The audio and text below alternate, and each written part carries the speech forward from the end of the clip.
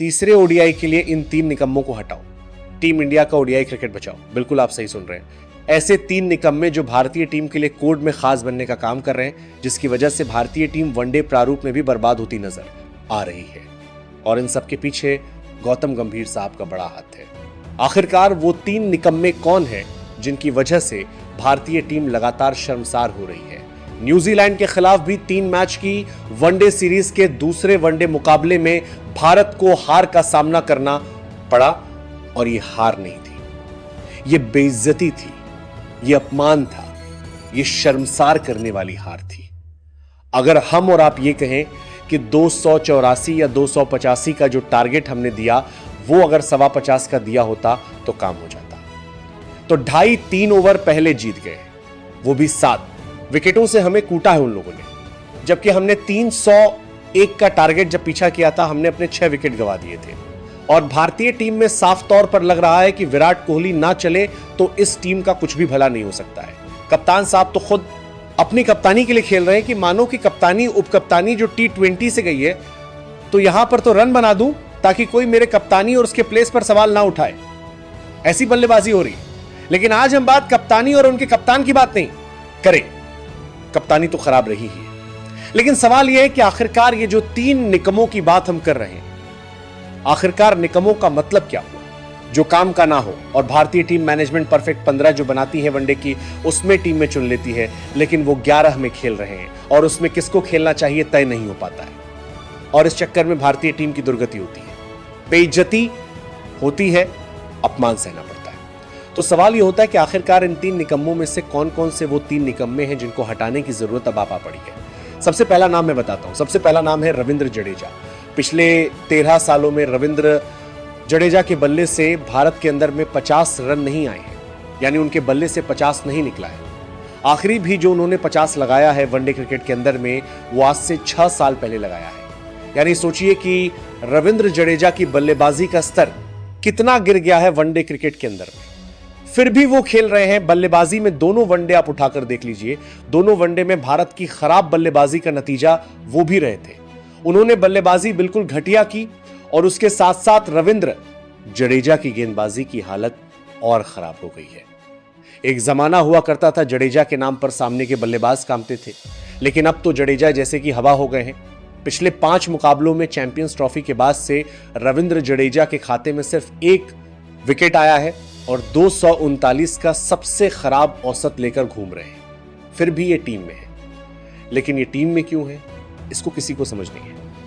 आपका लाड प्यार बहुत दुलार है, शायद वो फेवरेट भी हो सकते हैं किसी के, लेकिन ये सच है कि अब अक्षर पटेल को टीम में मौका देने की आवश्यकता है, ना कि जडेजा को। ऑस्ट्रेलिया दौरे पर अक्षर पटेल गए भी थे और अक्षर पटेल जिस तरीके से अलग अलग पोजीशन पर बल्लेबाजी कर सकते हैं, उनके पास खेल जो है वो जडेजा से बल्लेबाजी में ज्यादा बेहतर भी है और गेंदबाजी तो उनकी कमाल हो ही गई है। तो फिर भी जडेजा क्यों यहां पर खेल रहे हैं, ये समझ से परे है और इसीलिए जडेजा को बाहर करने के लिए बहुत ज्यादा आवश्यकता है। अगर इनको नहीं हटाया जाएगा, टीम इंडिया बर्बाद होती चली जाएगी। दूसरे नंबर पर नाम आता है प्रसिद्ध कृष्णा का। अब प्रसिद्ध कृष्णा की जहां तक बात है, आप सब भी सोचेंगे प्रसिद्ध कृष्णा ने अच्छी गेंदबाजी की है। आप इस सीरीज में 3 अगर तड़ी देखें गेंदबाजी में तो आपको प्रसिद्ध कृष्णा दिखाई देंगे, हर्षित राणा दिखाई देंगे, मोहम्मद सिराज दिखाई देंगे।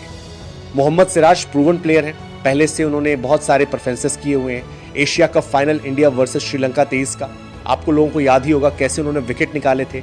50 रन पर ऑल थी श्रीलंका की टीम। तो सिराज तो अच्छी बॉलिंग कर रहे हैं, हर्षित राणा ने बहुत सारा अपनी गेंदबाजी पर उनके जो सवाल उठ रहे थे उस सबको खत्म किया है, खारिज किया है। अलग अलग वेरिएशन उनके पास में है, लेकिन प्रसिद्ध कृष्णा खेल किसकी जगह पर रहे, ये बड़ा सवाल है। पहले तो 15 में वो आ रहे हैं इसलिए क्योंकि 15 में शमी नहीं है, शमी की जगह पर 15 में लाया जा रहा है और 11 में वो खेल रहे हैं अर्शदीप सिंह की जगह पर। वो अर्शदीप सिंह जिसने साउथ अफ्रीका सीरीज के अंदर में शानदार परफॉर्मेंस किया था अभी 1 महीने पहले, वो अर्शदीप सिंह को आप बेंच पर बैठाए हुए हो, पानी पिलवा रहे हो और वो अर्शदीप सिंह चुपचाप देख रहा है उस खिलाड़ी के साथ, आप नाइंसाफी किए जा रहे हैं। और क्यों बैठ रहा है बाहर पता नहीं चल रहा है। और अगर वो T20 वर्ल्ड कप के लिहाज से बाहर बैठ रहे हैं कि नहीं जी, तो फिर टीम में चुनना क्यों था? फिर आप किसी और बॉलर को चुन लेते, लेकर के क्यों आए टीम में? और ले आए हो तो हर्षित राणा खेलेंगे, जबकि वो भी T20 वर्ल्ड कप की टीम में है। अर्शदीप क्यों नहीं खेलेंगे? अगर आपके पास एक वेरिएशन होता, लेफ्ट आर्म पेसर अगर आपके पास होता, तो एक कोण का जो एक कहते हैं ना, एक एंगल चेंज होता है बल्लेबाज के लिए।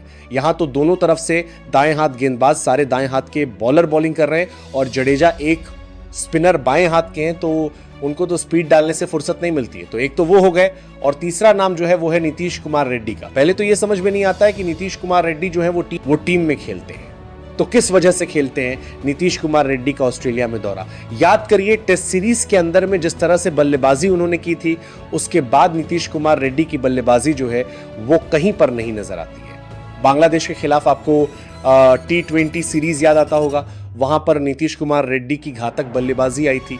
लेकिन हालिया दिनों में ऐसा लगता है कि मैनेजमेंट कंफ्यूज हो गया है कि नीतीश कुमार रेड्डी को जो है हम उनको बैटिंग ऑलराउंडर कहें या बॉलिंग ऑलराउंडर कहें, क्योंकि बल्लेबाजी में उनको आप जो है जडेजा से भी नीचे भेजते हो, और बॉलिंग में कप्तान सिर्फ 2 ओवर देता है। यानी या तो कप्तान शुभमन गिल को ये भूल जाते हैं, कप्तान शुभमन गिल की ये बॉलर भी हैं, सिर्फ 2 ओवर 13 रन दिए थे, फिर भी 2 ही ओवर गेंदबाजी उनको मिली। तो पहले तो मैनेजमेंट को यह तय करना पड़ेगा कि नीतीश कुमार रेड्डी बॉलर हैं या बैटर हैं। जैसे हार्दिक पांड्या के बारे में पता है कि वो बैटिंग बॉलिंग दोनों करते हैं, लेकिन नीतीश कुमार रेड्डी के बारे में क्या है? क्या वो थोड़ी बहुत बॉलिंग कर सकते हैं बल्लेबाजी के साथ? तब तो उनको आप बल्लेबाजी में ऊपर भेजिए, नंबर 6 पर भेजना था। तो साफ बताइए वो बल्लेबाजेज हैं या ऑलराउंडर?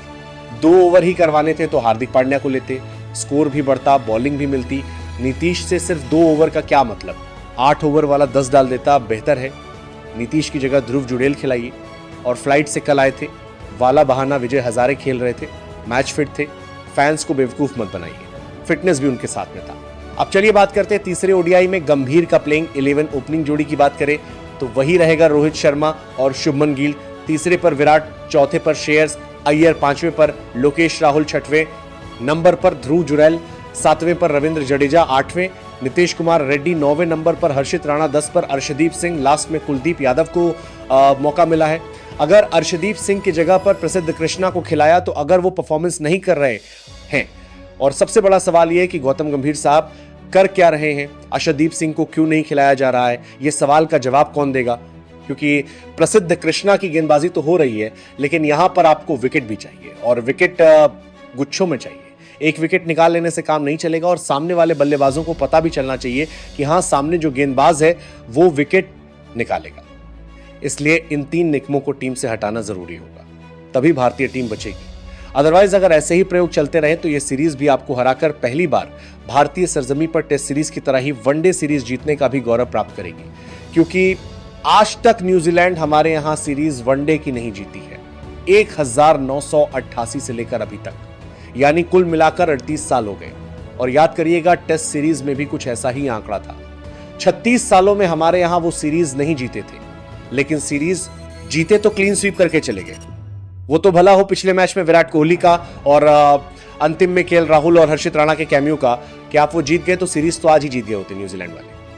अब इंदौर में हल्के में मत लीजिएगा न्यूजीलैंड को। आप लोग क्या सोचते हैं कमेंट कीजिएगा। वीडियो देखने के लिए बहुत धन्यवाद।